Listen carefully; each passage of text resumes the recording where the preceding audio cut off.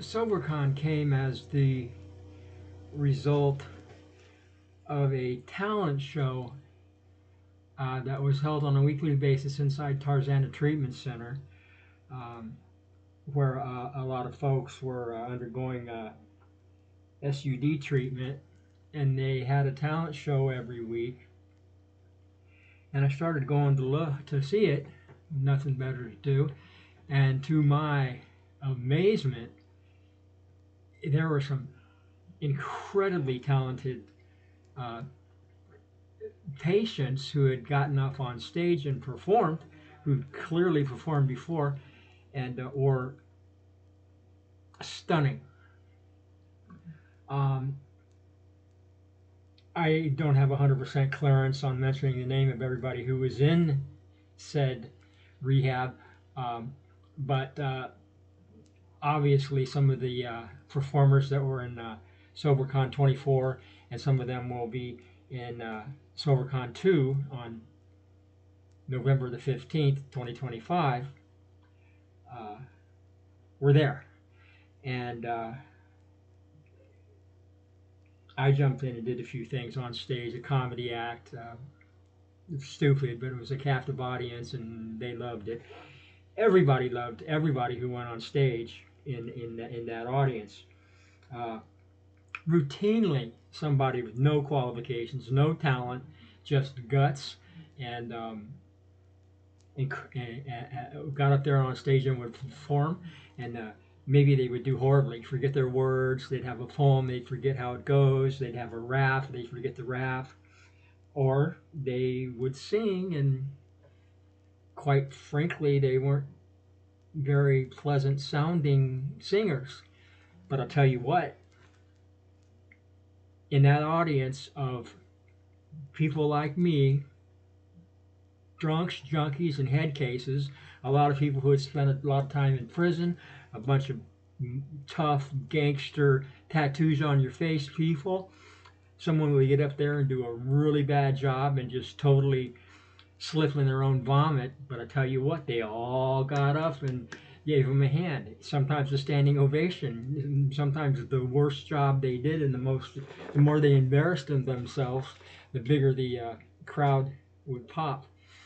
Um, After getting out of rehab, um, a friend of mine, Justin, and I were talking, and he has a nonprofit, and he does a lot of stuff, and he does things, and he told me about a venue, like an auditorium, that was free, and that he was going to use it for some kind of presentation regarding his nonprofit organization called New Ways to Life, which he's still doing, and a great job. I'm proud of you, Justin. Um, and it occurred to me that those artists, those musicians, those rappers, those spoken word uh, people that were in the talent show in rehab needed exposure. I mean, they were quality. If I found a way to put them on stage, it would be entertaining. We're not talking about unpolished, unprofessional, not ready for prime time artists. These guys were good, and it didn't take much to present them in the talent show. In Tarzana, there was nothing there. Um, Tyrone would get up and just start talking and start rapping and do a spoken word thing, and it turned into kind of a song. And it was amazing, motivating, inspirational. He's an amazing man, and he was there at SoberCon 24, and he's going to be at SoberCon 2 headlining because he's that good. He's putting out singles left and right as we speak. Um,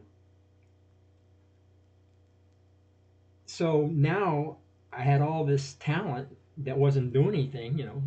Maybe some of their careers got a little derailed by their addiction, and they just never progressed. But once Justin told me about this venue that was available for free, um, I was thinking, let's get these guys from there on stage. Um, and then the wheels just started turning, and we'll put on a show. We'll sell tickets. Um, People in the sober community have a consistent and legitimate complaint that there's no place to go to have fun.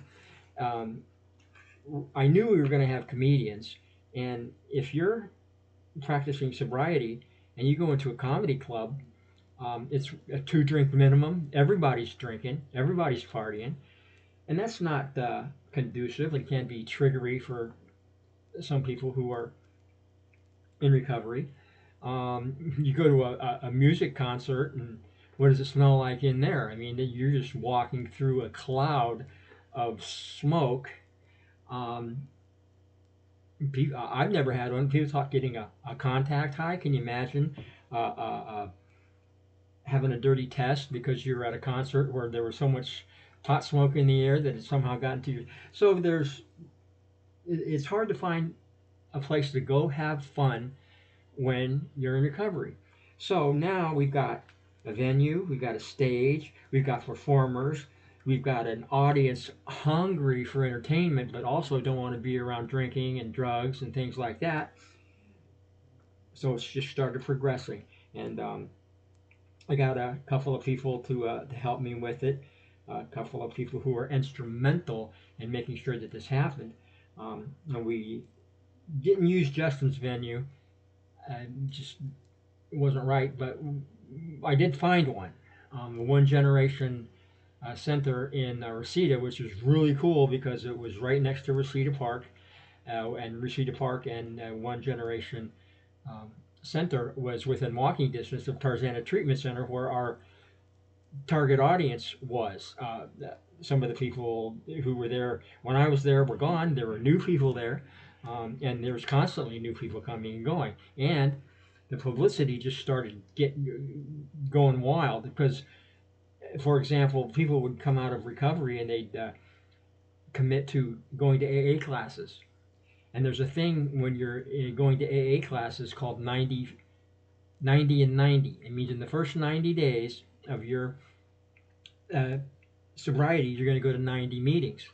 So you can imagine how many meetings they're going to, and there's a lot of people doing that, and there's a lot of meetings, and there's a lot of people at the meetings.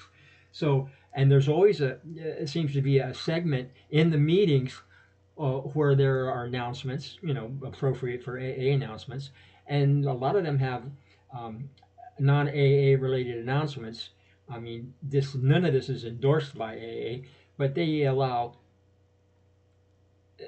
non-AA announcements. So now we've got people who are going to AA meetings, waiting for this and doing their thing, and waiting for this moment for have the non-AA, and now they're publicizing the event, which is nearby because a lot of people came out of Tarzana and went in what they call RBH, which is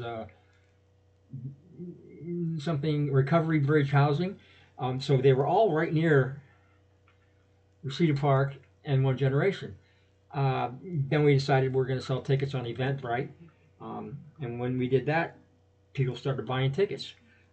Kevin had a lot of really good ideas, a lot of good connections, and he was instrumental in helping us basically between the online ticket sales and the receipts at the gate. We sold out. 200 people paid. The capacity of the venue was 200. And it was we decided to make it all day from I think it was 12 to 5, 11 to 5. We rented the venue and we went in the hour ahead of time. We had some vendors, we had food, we had a vendor named Lily who made these fruit juices that were just unbelievable. By the way, I spoke with a vendor who wanted to have a booth at the event, and he described these smoothies that he had that were delicious and nutritious and perfect for people looking for a tasty drink that's NA or non-alcoholic. And he'd give us a special price of $19 a smoothie. Well, that conversation didn't last very long because not a lot of us have money. So putting on this event and having expensive tickets and expensive food and expensive vendors, was not my idea of serving, being of service. Um, so I did everything we could. We did everything we could to keep the food costs down. You know, $5, $6. Lily uh, ate a little bit of profit by keeping her prices at the rate that our community could afford. I think $6 for like $7 for the nicest one, and these were delicious drinks. I actually got more positive feedback from uh, uh, uh, Lily's juices than maybe anything else, including the artists on stage. And another thing that happened is that these people who were very, very talented but didn't have a lot of experience or a lot of stage work, well, we hired a couple of established bands. So now the young people that came, or the new people that came from the talent show, got to mingle with veterans in the industry, and they got to network and meet each other. And a lot of different people got to meet a lot of different people. Because of the length of the show, 11 to 5 or whatever it was, people who something to do could come in the morning or earlier in the day and see an hour or two of the show, and then if they had some else on that Saturday to do, they could do it. Other people came in and saw the late part of the show, so we wanted to make sure that it was balanced and there was talent all the way through. Um, so SoberCon 24 was a success for these reasons. People in recovery had some place to go and basically party and have fun without being around drugs and alcohol. The uh, the artists got showcased and on stage in front of at almost 200 people at one time, and so they got a little confidence, and they now have the experience of saying, "Yeah, we were on stage." A lot of them were on stage back in the day, and things happened, and they weren't very active, and they weren't doing anything, and now that we could have resurrected them. And it was very important to me that they understood that this was not a pressure thing. It was not a go up there and knock them dead, go up there and make us proud. It was a casual, no stress. You're awesome. Get up there, do the best you can, and they're all going to like it, just like they did at the talent show, just like the hardened criminals stood up and gave standing ovations to people. They're going to do that here too. And I was right. They did do that.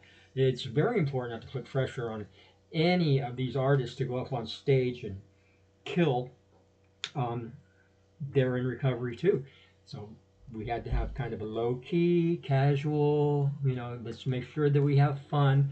Because I don't want anybody relapsing because they're all stressed out about having to go on stage or have stage fright. So we made sure to make sure that the environment was conducive to peace, conducive to being alcohol and drug free, and but that was also fun.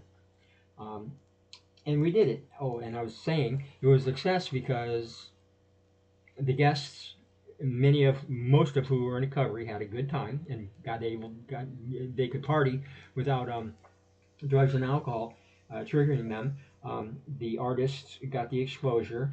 We gave Nobody made any money, and nobody will make any money at SoberCon 2. Nobody made any money at SoberCon 24 except the venue and the beneficiary. And last year it was AA and NA, and they got a substantial amount of money. We paid for the venue and made enough money to make sure that got paid back, and sort of broke even, which was absolutely fine. And then the people, the staff, had the experience, as did the vendors, as did um, um, the venue actually enjoyed it. They had a guy that they kind of had there the whole thing. We had security to make sure that there was nobody in there hammered or causing any kind of disruption, but they actually weren't necessary because everybody was cool, everybody had fun, and everything was peaceful.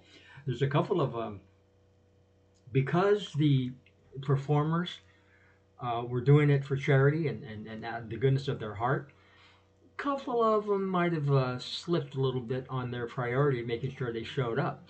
So a couple of them didn't show up, and I called them later. So what happened? He goes, well, they forgot about it. Well, had they had been being paid, I don't think they would have forgot about it. So we might try to do something this year, but I don't know if we'll make enough money to pay the artists. But this year, the artists can sell their merchandise, um, all the merchandise they want, and keep all the money. The vendors are going to have to pay a fee for their slot in the show, and they're going to have to pay a certain percentage of the money that they make. The vendors, if they're good business people, they're going to go in there and they're going to make a killing, like Lily did. Um, and the people who think, hey, this sounds like a money grab, I'll pay $50 and get a table in the thing, and they tanked. They're in the wrong business. They shouldn't have been vending. Um, but overall, everything was a success. Everything worked out well, and that it was supposed to be a one-off thing because we got the exposure for the talent. And there was a couple of people uh, that I couldn't get a hold of. Sometimes when you're all together in a community like that, um, in a place like Tarzana, you go your separate ways and you swear to God you're going to stay in touch and now we're going to be friends forever, and then you can't find them. Some of them relapse, some of them just go on to bigger and better things. Um, we found a couple of people that were at the talent show that are going to be here. I'm not going to mention their names because I respect their anonymity. Um, but we're going to have some new people. The biggest problem is that one generation, our home venue, which is perfect because it was 200 capacity, had a big stage. It was located right near Tarzana Treatment Center. There was a big place out front. There was plenty of space outside that we could occupy and put some vendors out there. There was some big yard in the front with a picnic table so people could smoke. A lot of us people in recovery have found other less deadly addictions, if you want to call it that. So it was perfect. This time we're going to have to find an alternate um, venue, and that's what I'm going through right now, and it's not very easy. A lot of these venues are used to putting on weddings. And, people will spend $10,000 on a wedding in the blink of an eye, so these venues are used to getting a lot of money for what we were getting from one generation for a doable price. So I'm still looking. Some of these venues are ruthless. I had one that was really excited about, and we agreed on a price, and I went down there to check it out, and all of a sudden it was, I'm trying to do the percentage so I don't have to mention numbers, but no, it was going to be $2,000 to rent the place, and by the time I left the place, it was $3,000, so I just left. Um, we're going to find a venue, and this is going to happen in 2025, November the 15th, but to stick with the subject, which is how SoberCon came about in the first place, that's the story. Um,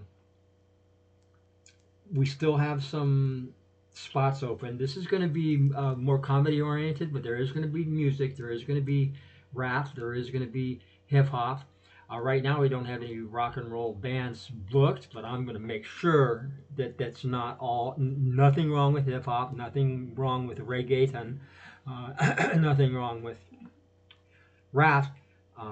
But we've got to have some rock and roll in there. So I'm going to find somebody, at least one, maybe two rock bands to fill the bill. So everybody, including me, is happy. So that's the story of how the whole thing started. It actually came from this little funky talent show inside of a rehab center, and it's turned into this, which is getting it to be a bigger deal every year. It's going to be a big deal this year. I want you to stay posted to sobercon.net, SOBERCON.net. No spaces, underscores, any of that stuff. Sobercon.net. Keep checking back. I keep actively putting up updates and memos, and everything's ready to go except for the venue. And once we get the venue, then the promo sensation is going to go on again. Mentioning it at AA meetings, telling everybody I can't, going around from different sober living homes and handing things out. Um, we got a lot of response from Craigslist when we posted that the event was coming up, and that was very helpful. Um, a lot of people from the hierarchy of places like AA and NA were there, and they also promoted it. They don't endorse things, but um, it was mentioned, and enough people heard about it to where we sold out. And we're going to do it again. Keep your eye out for Eventbrite, uh, a resource to get tickets online from Eventbrite coming soon once we get the venue. A GoFundMe, because I'm afraid last year we didn't do a good enough job in presenting the talent. We should have had better, more versatile lighting. We should have had better sound. And I want to do that again this year, but the money's got to come from somewhere. And again, ticket sales and vendor fees and vendor commissions are only going to take us so far. So that's why we're going to try this GoFundMe thing. The GoFundMe thing is really odd because you're thinking, well, here's a concert for folks that don't maybe some of them don't have a lot of money, and then you click on it and it says donate $100. You don't have to do that. You can click on the GoFundMe when you see it and give us $3, give us $5, give us $6. Um, you can buy tickets online, and again, I'm not gonna pay $3,000 for a venue and then make it to where I have to sell the tickets for $20 a piece. We're gonna try to keep the tickets, the general admission tickets at right around $10 and absorb uh, Eventbrite's fee. So you just pay $10 instead of $10. You think you're paying $10 for a ticket, and then you cash out, and all of a sudden it's $12.50 because Eventbrite wants its fee. I don't like that. I never liked it. So whatever price you see for the tickets are going to be the total price you pay. We're going to have general admission tickets, a little bit more. We'll have VIP tickets. Now the VIP tickets mean you can come in before we open the doors and see how we set things up. There's going to be a lot of swag. Again, this year, the beneficiary is called Shatterproof. They're a really cool organization. They're a really big organization. They actually had a booth at SoberCon 24. They approached me and said, "Do you mind if we set up a table?" And the lady from Shatterproof came there, and people had questions about what they do or how they help people in recovery. She was there and patiently answered them, talked to them. We're going to have counselors on site in case somebody maybe somebody goes there with somebody else who knows they're an alcoholic or an addict, and they start thinking maybe they are too. There's going to be counselors there to speak with. There's going to be security. It's going to be safe. We're still There's going to be a lot more comedians this time, and I don't like censoring anybody. Last year we had to kind of ask them not to say the four-letter F word too loudly or too often or kind of at all. Um, but this time it's going to be a lot of comedians, and it's I enjoy clean comedians as much as the next guy, but there's not a lot of them, so there might be some language, and we're going to have to deal with the family entertainment issue one way or another, and we'll take care of that. But this is going to be emceed by, and believe it or not, I don't know how.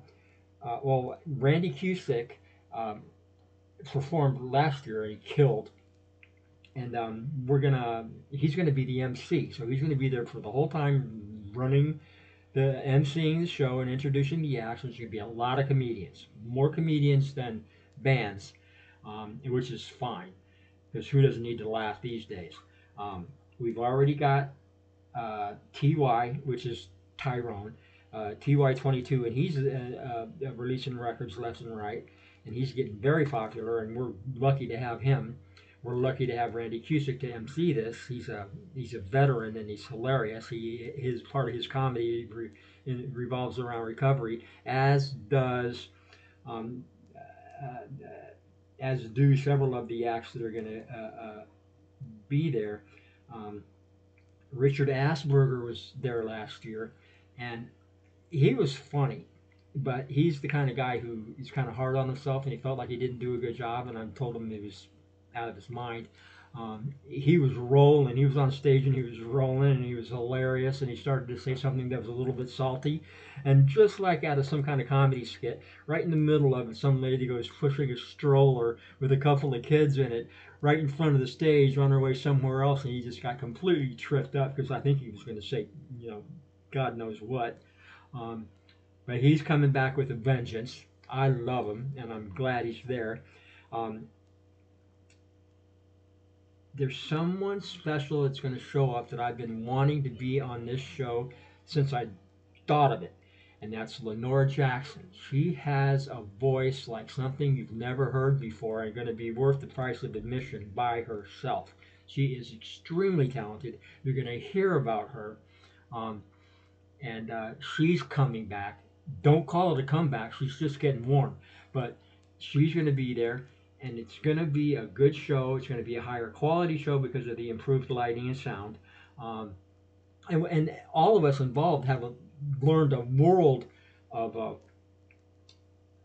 lessons from SoberCon 24. There's a couple things you didn't do quite right, and I'm not going to spend a lot of time talking about that, but those things aren't going to happen this time.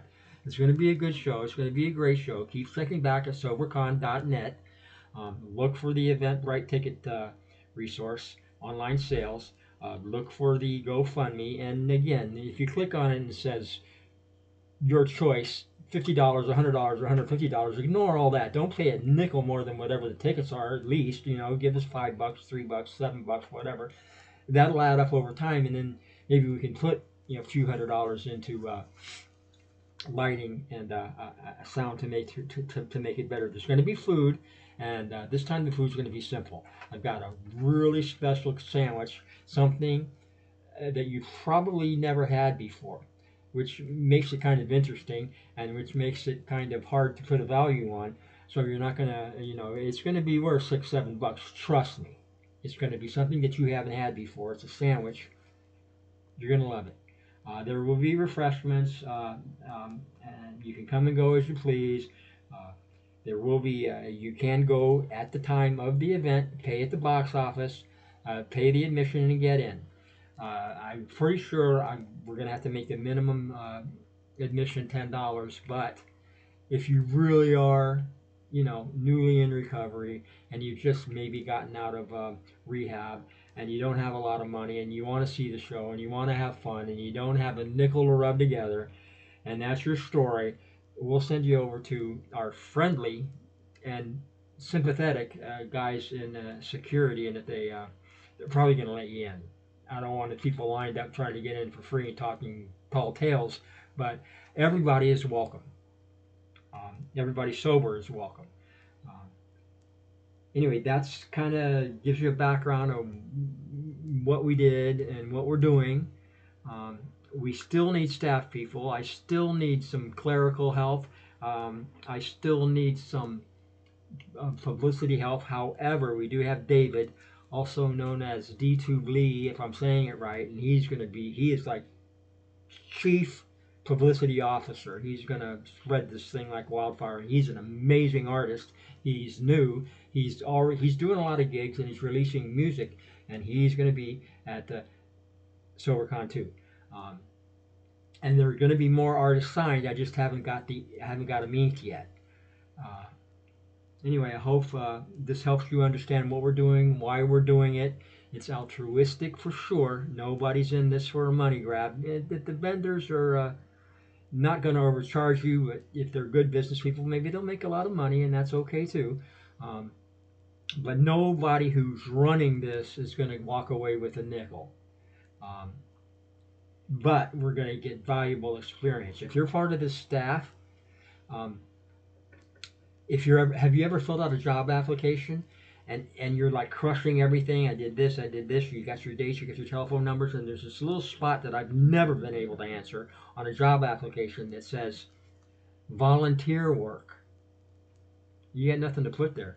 Makes you look like somebody who doesn't give a shit about anything except yourself. Well, if you are part of our staff now, you'll have something to put on there. You will learn something. You will benefit from it, and then you will inspire a skill that will help you down the road, including SoberCon 26. Hey, it's me, Robert, signing off. Keep an eye on SoberCon.net, brought to you by Expletive Promotions. Talk to you next time. Bye bye for now.